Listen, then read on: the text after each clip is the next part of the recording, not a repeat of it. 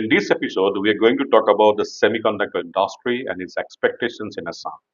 And who can be better than Bhaskar Jyoti Hajarika, a former engineer of semiconductor industry in US before returning to Assam to be the poster boy of Assam tea with his famous Hookmall tea brand, which has consistently commanded the highest price in tea auction.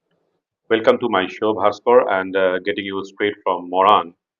And you have worked with semiconductor industry. You worked with Micron, one of the biggest leader. And right now there has been a complete semiconductor buzz in Assam. And I know very few, maybe handful of people actually right now living in Assam had a experience of working in semiconductor industry like you. Theoretically, many have, many people will be writing about it. But it is you, maybe another few, not more than probably five, six, who actually had that much of experience with this kind of industry, has been so futuristic. So let us first start with talking how important this semiconductor industry for Assam as well as India. Thank you, Minalda, for the kind words. Semiconductor industry is the most critical industry for the world. So obviously, it is very important for Assam also because if we look at history, all the Asian countries they moved their population from poverty to affluent through semiconductor industry assembly plants. Back in the 70s, 80s, if we look at Singapore, Taiwan, they were all poor countries, Saudi and all, or even Hong Kong. They all started with semiconductor assembly plants. And today we are at that stage. What they did in 1980s, we need to do it now. So semiconductor assembly plant is very important for Assam, and it is the most critical technology for the world. Forget about Assam or India because all the entire modern world is based on it because it is embedded in every part of our life. Semiconductor chip is inside our watches, our earphones, our mobiles, our computers, drones, aeroplanes, uh, you name it, everywhere. Cars, it's part of everything that we use in our everyday life. What kind of product, what kind of things exactly will be made in Ragirod factory? Because we all are laymen, we all are talking about it. What is assembly line? What is Gujarat is going to produce in those two? And what is going to happen in the Jagiroad one? Can you explain in layman's language? Okay. So it is very difficult to predict exactly what kind of chips will be made here. We have all kinds of chips. Let me just explain what kind of chips are there in this world. For example, if you look at the computers or mobiles, they have this something called CPU. Basically, it's a processor that is the brain of the computer or the mobiles. Similarly, if you look at the modern uh, uh, data centers and all, they have now they're using artificial intelligence chips, which is made by NVIDIA. So similarly, if you look at the CPUs and all, they have different kind of CPUs. Mobile have different kind of CPUs, and then they have something called memory chips, which is basically there are two kinds of memory chips called DRAMs and NAND flash. DRAM is you can save data, you can memorize for temporarily, and the NAND flash it can memorize for longer time. Now, based on media reports, I can assume that the technology that's going to come to Dholera plant in Gujarat, which is around 28 nanometer, I believe, which is will be like will be behind by 14 years, which is like 2011. That was the latest technology in America. So those kind of chips that will be manufactured in such old technology will be probably used in cars or some kind of consumer electronics. It's not going to be the latest chips, and those chips will be suppose those chips manufactured in Dholera plant in Gujarat will come as in the form of wafer to Assam in the Jagiroad plant. There, I can assume based on experience, they are going to cut that wafer into 5,000, 4,000 number of chips. And here, what the employees will have to do is take those chips and glue to ceramic or plastic and package it basically. And then, if people acquire more skills, then they are going to put that in consumer electronics. Let's say calculator. They will place that particular chip inside the calculator. That's also a possibility in future. As of now, I don't know. I think they will at best probably glue it to the plastics or ceramics and make a chip out of it and then taste it. Even before doing that, they will have to take the wafer and put it under a probe station and then connect those pins of the chip to the probes and then apply voltage and whatever they have to run scripts to test those chips. These will be the jobs. Is basically So not high skill. These are low let skill me come. jobs. No, I take a minute. Let me come to that. From this word, which, and I am a layman, I have never seen anything about the semiconductor inside it. So, what I right. understood from you was this is basically a not so highly advanced job.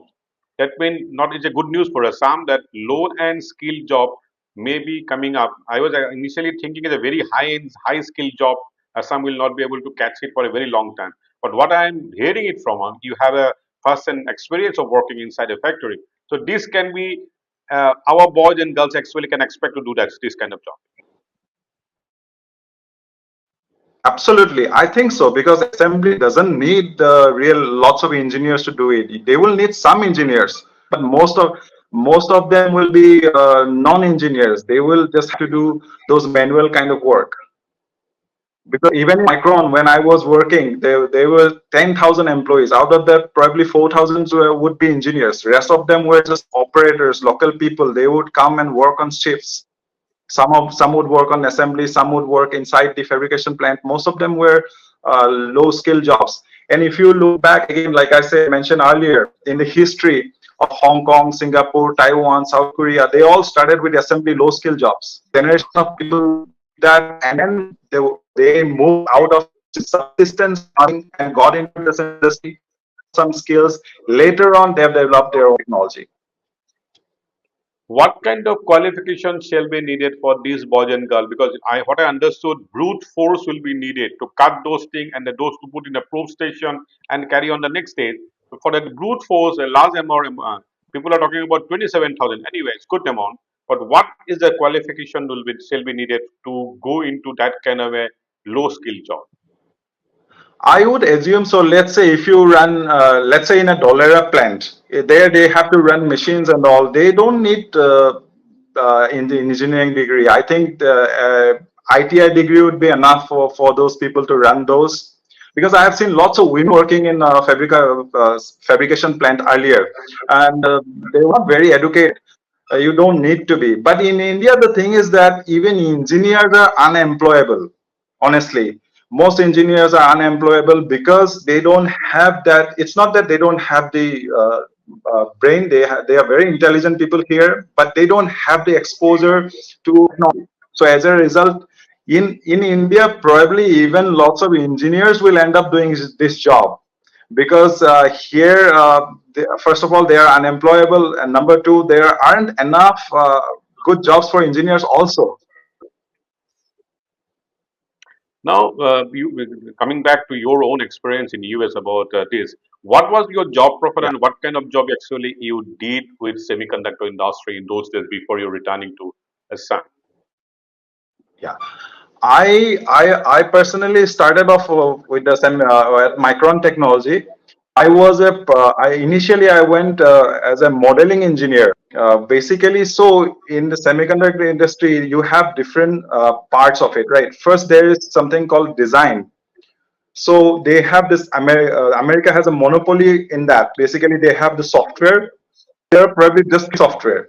Cadence, Mentor Graphics, and I think Synopsys. Synopsys is probably German.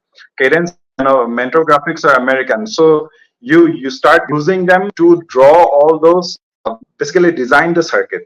And once it is designed, then you need to lay it out. After that, you have to model it, and you have to enter all the parameters of the particular transistor of that technology. And then they, before fabrication, because it costs a lot of money, they have to simulate it and see what kind of result you get it. So my job was to do the modeling. I did that for 9 months. After that, I shifted to the image sensor division, which is a different kind of semiconductor chip that goes inside the digital camera. So I was part of that Micron team who used to make image sensors for Nokia, Motorola Razr phone, even iPhone 1. I was in that phase. And as a product engineer, my job, yeah, sorry. No, carry on. No, Finish your that point.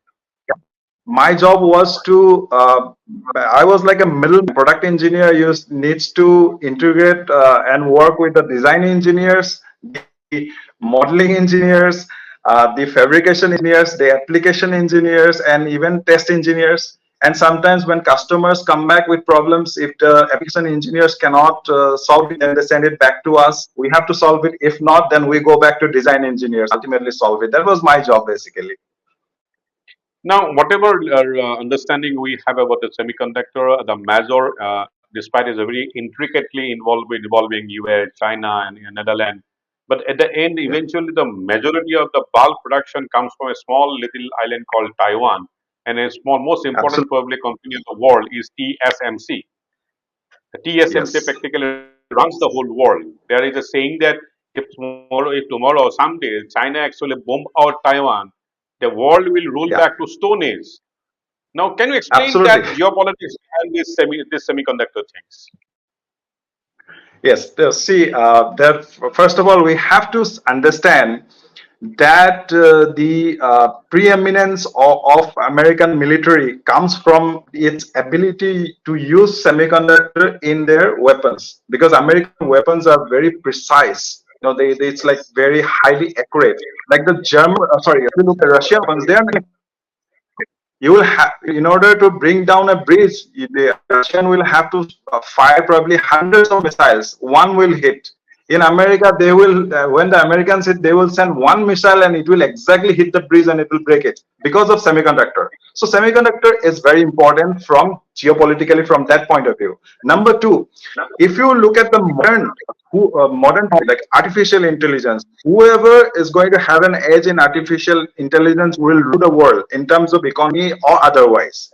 Now, both China and America were at par in terms of artificial intelligence technology. But US had the advantage because the chips, even Chinese technology, were powered by American chips, and American technology was powered by American chips. When I say American chips, it doesn't matter who designed.